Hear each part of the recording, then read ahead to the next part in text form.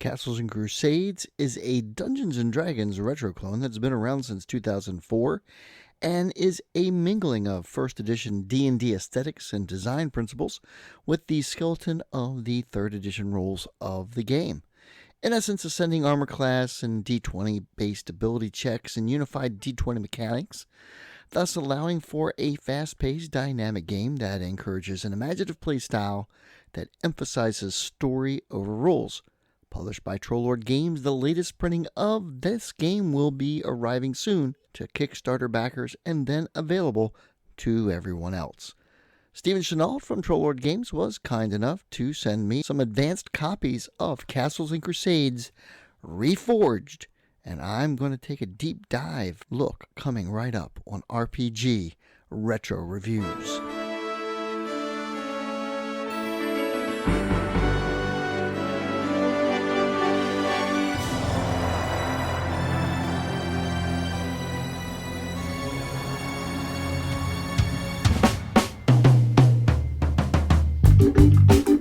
Hello everyone, I'm Captain Courageous, and I review old school modules and games and try to give them a fun and informative analysis. This week I'm taking a look at Castles and Crusades Reforged.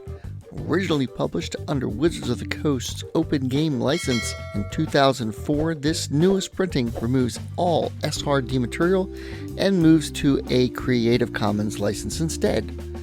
Functionally, this doesn't really change the play of the game in any meaningful way, with the exception of the renaming of certain spells, monsters, and other SRD specifics. The game is essentially unchanged. However, this newest printing does integrate and reorganize quite a bit and achieves a very easy to use and follow form factor with high production values that rival anything Wizards of the Coast or any of the RPG contemporaries have put out. So, as I said in the introduction, Castles and Crusades is a Dungeons & Dragons retro clone fantasy RPG that keeps a lot of the design philosophy of first and second edition Dungeons & Dragons, but uses unified D20 mechanics and modern concepts such as ascending armor class. So if you're looking for a fun, easy to move to alternative to the 5th edition of the rules, then Castles and Crusades is that excellent alternative that you're probably looking for. The key mechanic for CNC is called the Siege Engine and is used in just about all task resolution for the game. Instead of skills and feats, characters have prime and non-prime ability scores. Humans have 3 primes, while non-humans, called demi-humans in Castles and Crusades, have 2. Normally when making an ability check for a task, the base challenge class is an 18. Unless the task will use a prime ability, then the challenge class is 12. The referee or castle keeper assigns a challenge level to the task, and the player makes a d20 roll, adding it to their ability score modifier plus their level. If the roll equals or exceeds the challenge class of the task, then they are successful. It's that easy. Just so you know, the copies of these books I have were provided to me at no cost from Trollord Games, but that in no way is going to influence my review of this game.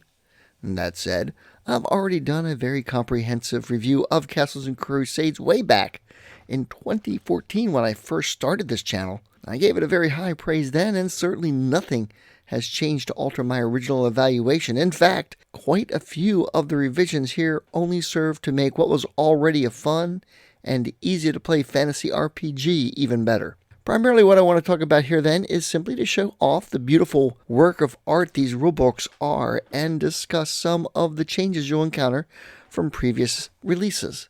As I said, Trollord doesn't do additions to the game, but has printings. Each printing cleans up or fixes editorial mistakes or even changes the organization of the rules, but the rules themselves pretty much remain unchanged. The printing of the Player's Handbook is on its 10th printing, and the Monster and Treasure Book is on its 6th.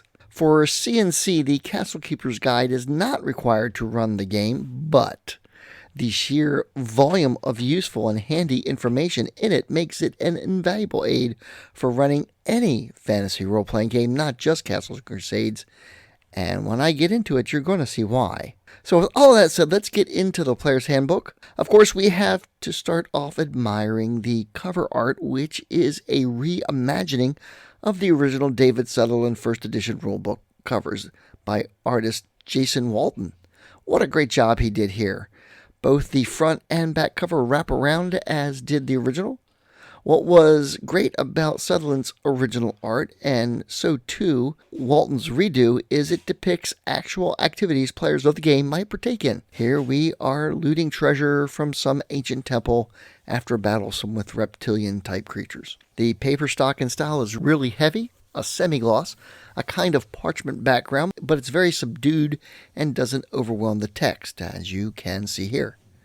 A look at the table of contents gives you an idea of what you'll find in this 285-page tome. All through the book is really gorgeous, inspirational artwork. This is a full-on RPG and makes no assumptions about who has purchased it, and this really makes C&C a great first fantasy RPG for those new to the hobby, with topics on what an RPG is, the dice, and how to use them, and so on. Character creation is simple, with simply rolling 3d6 down the line for attributes. That said, the Castle Keeper's Guide does offer several alternative ways to roll up statistics, which I'll get into in a moment. There are 13 core classes in the game, but there is a really excellent expansion booklet, the Adventurer's Backpack, that offers 14 more. I'm not going to say much more about that here, but that'll be in my next video. A good example of the top-notch organization is the rule breakdown here, classes on how classes work. There's an overall class reference table that breaks down the armor restrictions for each class, and here you can see how the level table breaks down the abilities of the barbarian, the heading of each class list, the sorts of attributes as well. Castles and Crusades also differs with modern iterations of the game in that different classes progress at a varying pace. Thus, while some classes have more abilities than others, those classes will also progress slower than those others, which makes a lot of sense. In addition, it's important to mention that characters are a lot more fragile than with the 5th edition of the game. They are highly skilled people, but not superheroes. The advantage to this is you can have characters go up to the 24th level of play and it's still manageable and not an unwieldy mess. At those higher levels of play, the characters begin to take on some really cool abilities. Here's a quick look at spell descriptions, which are worth mentioning. Dancing Lights becomes Dancing Orbs, Detect Poison becomes Discover Poison, Acid Blast becomes Acidic Bolt, Ray of Enfeeblement becomes Ray of Weakness. The spell names are close enough that if you are familiar with older versions of the game, you can probably easily find the newest equivalent. And here's what a page of the spell descriptions themselves actually look like. Very distinctive and easy to pick out during play. Spell descriptions are clear and concise, and organization is by alphabetical order. Splashed throughout the rulebook are these full-page color plates, which are really well done. I'll be showing off some of my favorites as I go through the books. The Player's Handbook is divided into a player section and a Castle Keeper section. All the rules you need to play the game are in the Player's Handbook, and then, of course, Monsters and Treasure is in the Monsters and Treasure book. More gorgeous artwork, all of it doing a great job depicting the type of things that might happen during a game of Castles and Crusades. And of course, there is a comprehensive index in the back. So let's go ahead and take a look at the Castle Keeper's Guide. Now, I did a comprehensive review of this book back in 2016, and this is still functionally the same book. It has undergone a bit of revision in regards to organization. This is the 5th printing of the CKG, and as I said back in 2016, while you do not need this book to play the game, if you intend to run a long-term fantasy campaign, the contents here will prove to be endlessly invaluable. And I don't just mean for Castles and Crusades.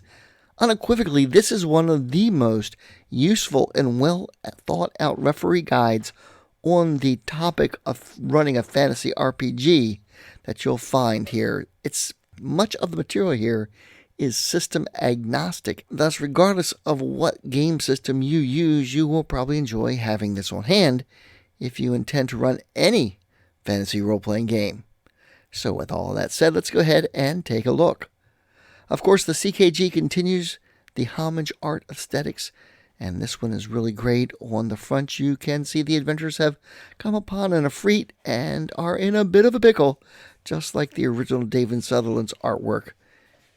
And yes, the Sea of Brass is depicted on the back cover. And here's a look at the table of contents and the type of topics discussed.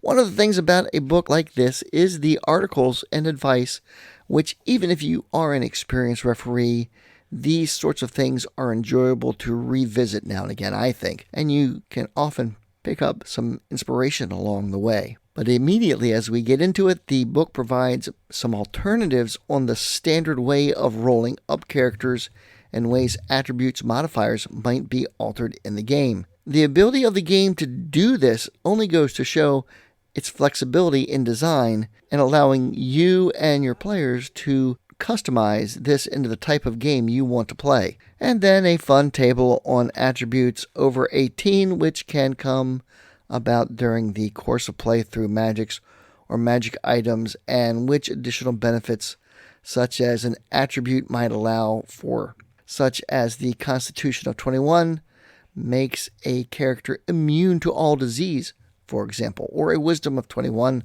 granting bonus 4th level spells for clerics and druids, and so forth, adding to the fun of the game and character uniqueness. In Chapter 2, we get quite a bit of advice on the working of wizard spellbooks, but also an alternative way to acquire new spells. Here, for example, rather than just rolling completely randomly, the spell list is divided into informational, offensive, and defensive types of spells, and the player, while still rolling randomly, can choose from a specific column and thus get a more rounded list of useful spells. Here's some advice and guidelines on the value of holy symbols and the various costs of spell components, which you can see is quite comprehensive, and then a section on playing without components. One of my favorite sections in this book is that on non-player characters. Here the guide really dives deep into the many types of skilled individuals that player characters might encounter on their adventures that might prove useful. What C&C calls adherents. As you can see, this list is quite comprehensive. Everything from apothecaries, blacksmith, candle makers, cartographers, paper makers, and so forth. And then it gives a brief description on each and how the CK might use them in the game. If you're trying to populate a fantasy city, lists like this are truly invaluable. These kinds of details can really bring your setting alive for the players and enhance the realism, and can provide a springboard for an infinite number of adventures. Skipping forward a bit, there's a section on firearms, which can be a lot of fun to add to a fantasy setting. Everything from your basic flintlock pistols and rifles to more science fiction elements like laser weapons. Many old school adventurers added sci-fi elements. Expedition to the Barrier Peaks comes to mind as a classic example.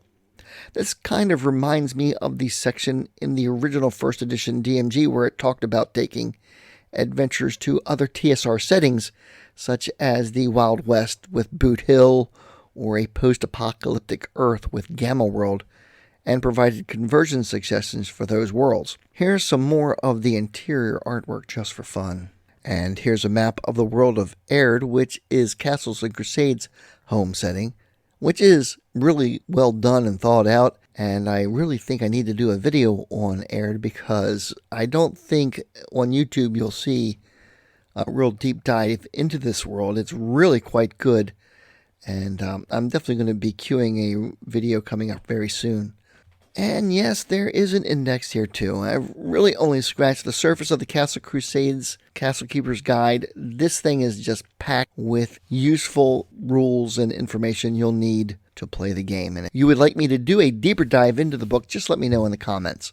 You can also take a look at my old video that I did back in 2016 if you want to get a comprehensive understanding of what's in this book. And last but not least, we have the Monsters and Treasure book, which is on its 6th printing. And as you can see here, the cover art is really hitting the nostalgia button hard with a beautiful homage by Jason Walton to Sutherland's original cover, both front and back.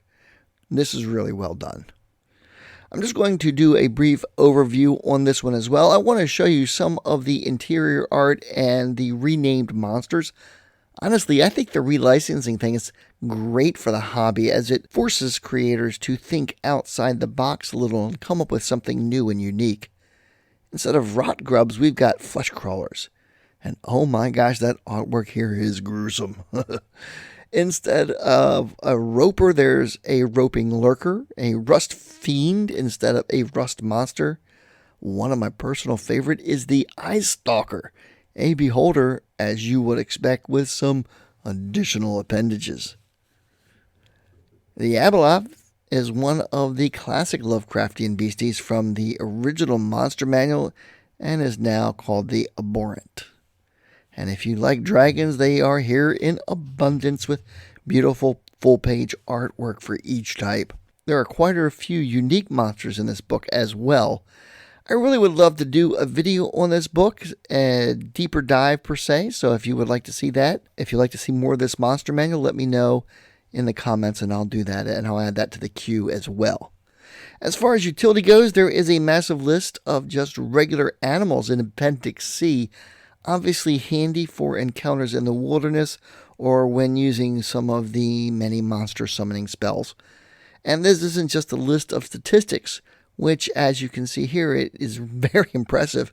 Afterwards, there's also a list of special abilities these creatures have, such things as blind sight or blood frenzy, which has the beast dealing double damage with its bite when blood is drawn, or disease, for when a person is bitten by the animal, drawing on the useful list of diseases in the Castle Keeper's Guide, and many, many more.